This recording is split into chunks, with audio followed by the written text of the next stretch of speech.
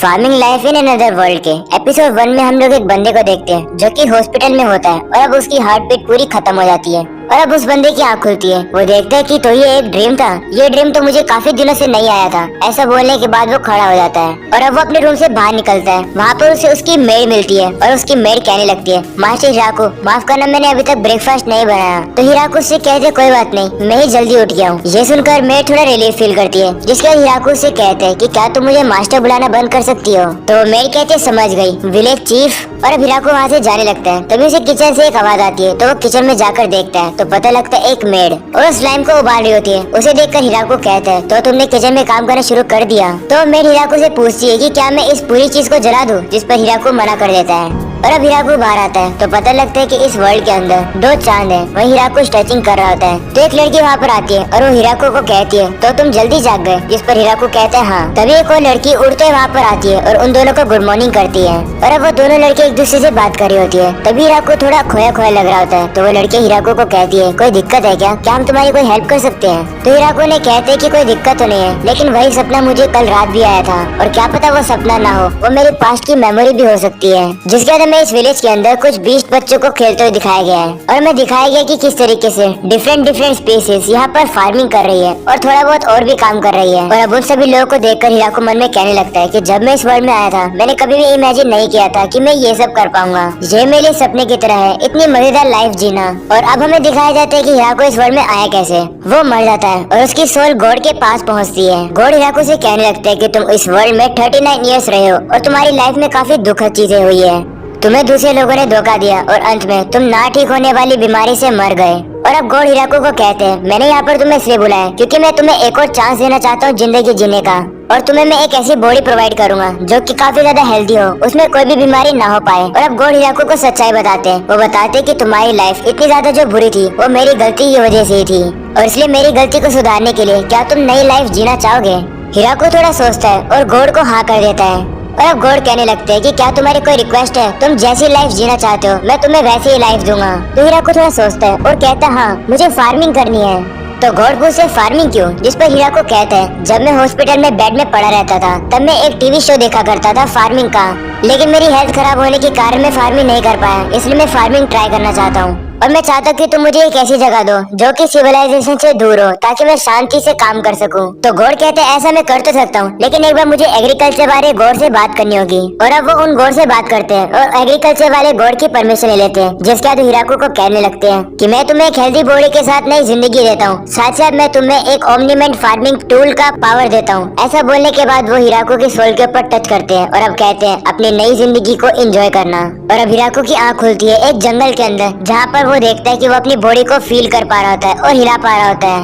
हिराको खुश होता है कि वो खड़ा हो पा रहा है क्योंकि पिछली जिंदगी में वो काफी लंबे समय से खड़ा नहीं हुआ था। हिराको कहने लगता है अब जब मैं जिंदा हो चुका हूँ मैं फार्मिंग कर पाऊंगा, जो मैं काफी समय से करना चाहता था।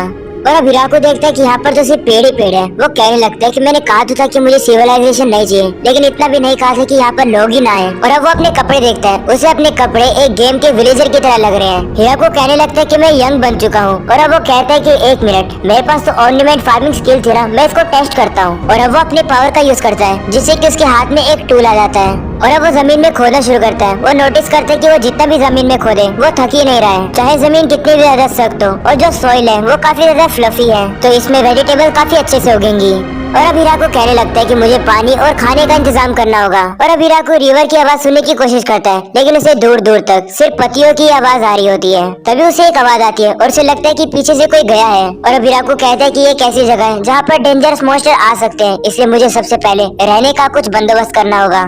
और अब हिराको थोड़ा आगे चलता है तो उसे एक काफी बड़ा पेड़ दिखता है। उसे देखकर हिराको कहते हैं कि एक अच्छा चेक पॉइंट है, अभी के लिए मैं यहीं पर रह लेता हूँ। और अब हिराको इस एरिया को थोड़ा खोजना शुरू करता है, लेकिन अभी भी उसे कोई रिवर नहीं मिलती है। जिसके बाद हिराको 2 डंडी उठा लेता है और कहता है और कोई भी चॉइस नहीं है, मुझे एक कुआं खोदना पड़ेगा। थोड़ा ढूंढने के बाद हिराको को पानी नहीं मिलता है, इसलिए वो उन डंडियों को गुस्से में फेंक देता है। और अब वो अपने पावर का यूज करके एक शवल बना लेता है। हिराको कहता है कि मैं अपने ओमनीमेंट पावर स्किल से किसी भी टूल को बना सकता हूँ। लेकिन वो कोई भी कॉम्प्लिकेटेड मशीन नहीं बना सकता है। जिसके बाद हीरा को कहता है कि मैं थक ही नहीं रहा हूँ, अगर मैं इसी तरीके से खोदता रहूंगा तो मैं पानी जरूर ढूंढूंगा। और अब थोड़ा नीचे जाने के बाद हीरा को पानी मिल जाता है। उसे देखकर हीरा को कहता है मुझे पानी इतनी जल्दी मिल गया, लगता है गॉड ने मेरी हेल्प करी है। और अब पानी कलेक्ट करने के बाद हीरा को खाना कलेक्ट करने की सोचता है। हीरा को नोटिस करता है कि उसे तो भूख ही नहीं लग रही है। वो सोचता है कि क्या ये भी ओमनीमैन फार्मिंग टूल की पावर है। और अब हीरा को थोड़ा प्रॉपर बेस बनाने के लिए उस एरिया को क्लीन कर देता है। जिसके बाद हीरा को एक पेड़ के पास आता है जो कि उसके रास्ते के बीच में आ रहा है। हीरा को सोचता है कि मैं इसे अपनी एक्स से काट देता हूँ। हीरा को कहता है कि सबसे पहले पेड़ को मैं इस साइड से काटूंगा, उसके बाद दूसरी साइड से, जिससे कि पेड़ अपोजिट डायरेक्शन में गिरे। और अब हीरा को ऐसे ही करने का ट्राई करता है। वो सबसे पहले पेड़ को दूसरी साइड से काटता है, लेकिन वो कुछ ज्यादा ताकत लगाता है जिससे कि वो पेड़ उसी के ऊपर गिरने लगता है। और अब जैसे तैसे करके हीरा को बच जाता है। और अब वो हंसने लगता है और कहता है मुझे लगा ही था ऐसा ही होने वाला है।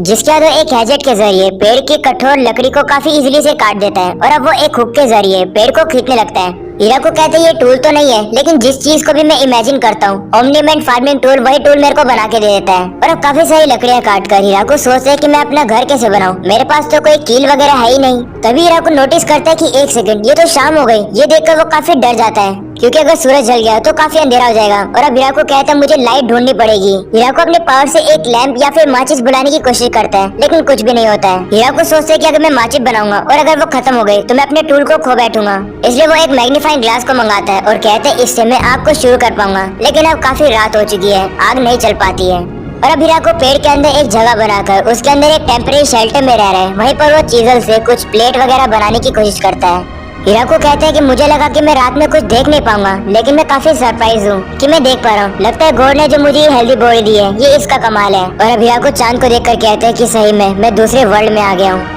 और अब सुबह हो जाती है। हीरा को सबसे पहले उठकर पानी पीता है। पानी का टेस्ट उसे ठीक ठाक लगता है। और अब उसे याद आता है कि उसे तो आग लगानी थी, तो वो मैग्नीफाइंग ग्लास के जरिए जाकर जल्दी से आग बना देता है। और अब बाकी के समय में वो एरिया क्लीन करने लगता है जिससे कि वो फील्ड बना सके। काफी सारा काम करने के बाद हीरा को काफी एनर्जी लगती है। वो कहता है अब मुझे हल्की सी भूख लगनी शुरू हो गई है, लगता है मुझे अपनी पॉलिसी चेंज करनी होगी और खाना ढूंढना होगा। तभी हीरा को एक आवाज आती है। वो पीछे मुड़ता है तो उसे पता लगता है कि एक रैबिट जैसा मोस्टर उसके ऊपर अटैक करने आ रहा है। हीरा को डर जाता है और वो जल्दी से अपने टूल को उस मोस्टर के ऊपर मारता है जिससे कि वो मर जाता है। और अब हीरा का आज के खाने का बंदोबस्त हो चुका है। और अब वो उस ग्रिल्ड रैबिट को खाता है जिसका टेस्ट उसे ठीक ठाक लगता है। वो कहता है अभी के लिए काम तो हो गया। और अब पेट खाली करने के लिए हीरा को एक टॉयलेट बनाता है जो कि कुछ इस तरीके का लग रहा है और ड्रेनेज सिस्टम कुछ ऐसा है। और अब हीरा को बैठता है और कहता है मैं शांति से ये काम कर पाऊंगा।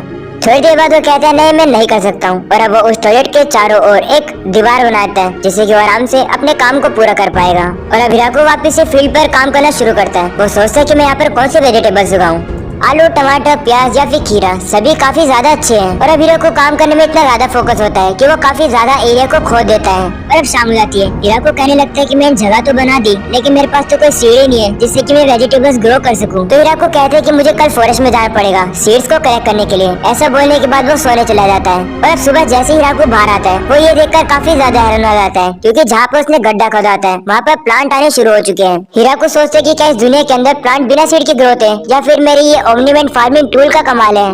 चाहे कुछ भी हो, प्लांट उगना तो शुरू हो गए हैं। और अब मेरा फर्ज बनता है कि मैं इस फील्ड को जायंट रैबिट या फिर किसी मोस्टर से प्रोटेक्ट करके रखूं। और अब अगले सीन में हम लोग देखते हीरा को कुछ दिन लगाकर उस फील्ड के चारों ओर फेंसेस लगाए थे जिससे कि मोस्टर वहाँ पर ना आ पाए। और प्लांट्स को अच्छा पानी मिलने के बाद वो काफी अच्छा ग्रो कर रहे हैं। और अब हीरा को थोड़े और कुछ दिन लगा के अपने लिए एक हट बना लेता है। उसको छत बनाने में थोड़ी दिक्कत आती है, लेकिन जैसे तैसे करके वो छत को भी कंप्लीट कर देता है। थोड़े दिन भी जाते हैं। हीरा को अपनी जिंदगी को एंजॉय कर रहा होता है। तभी उसकी नजर बाहर कुछ डॉग पर जाती है। वो उन्हें देखता है कि इनको तो चोट लगी हुई है। वो कहने लगता है कि देखकर नहीं लगता कि मेरे ऊपर अटैक करने वाले हैं, इसलिए वो उन डॉगी के लिए रास्ता बनाता है और उन्हें अंदर बुलाता है। अंदर लाने के बाद हीरा को उन दोनों को मीट खिलाता है जो कि हीरा को बोर को मारने के बाद मिला था। और अब हीरा को कहने लगता है कि मैं बचपन से चाहता था कि मेरे पास डॉग हो। फार्मर के लिए डॉग काफी ज्यादा अच्छे होते हैं और मैं काफी खुश हूँ कि ये दोनों मेरे साथ रहे। तो तभी अचानक से वो फीमेल डॉग की तबीयत खराब हो जाती है। इसके कारण से वो मेल डॉग हीरा के ऊपर गुस्सा हो जाता है। हीरा को सोचते कि क्या ये फीमेल डॉग बच्चों को जन्म देने वाली है, इसलिए हीरा को उन दोनों को अपने हट के अंदर लेके आता है ताकि वो लोग सेफ रहे।